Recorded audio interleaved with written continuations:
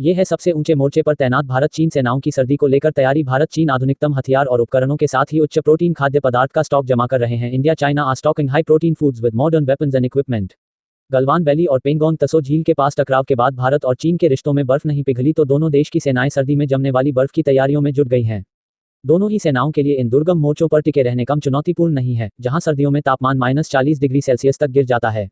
रिपोर्टों के मुताबिक दोनों ही देश आधुनिकतम हथियार और उपकरणों के साथ ही उच्च प्रोटीन खाद्य पदार्थ का स्टॉक जमा कर रहे हैं। भारतीय सेना की तैयारी। भारतीय सेना अत्याधुनिक सैन्य उपकरणों के साथ ही बेहतर मौसम के अनुकूल हल्की ड्रेस तैयार की गई है।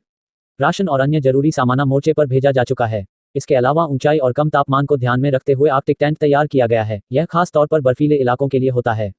लेयर जैकेट और विश्वस्तरीय जूते यूरोप के कई देशों से आयात किए गए हैं। फायर एंड फ्यूरी कॉर्प्स के प्रमुख मेजर जनरल अरविंद कपूर के मुताबिक किसी स्मार्ट लॉजिस्टिक इंफ्रास्ट्रक्चर हमारे सैनिकों को मुश्किल हालातों से बचाकर रखेगा तथा प्रोटीनयुक्त आहार का पर्याप्त मात्रा में स्टॉक किया गया है। इसके अलावा लद्दाख क्षेत्र के ग्रामीण भी सैनिकों की भरपूर मदद कर रहे हैं। चीन की भी अपनी तैयारी।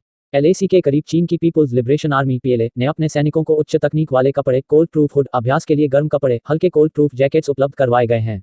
इसके अलावा भी विशेष चश्मे, थर्मल पानी की बोतलें, जल्दी सूखने वाले कपड़े और जलरोधक दस्ताने दिए गए हैं। साथ ही पठारी क्षेत्रों में ready to assemble thermal shelter स्थापित किए गए हैं, जिसे PLA की इंजीनियरिंग आर्मी ने तैयार किया है।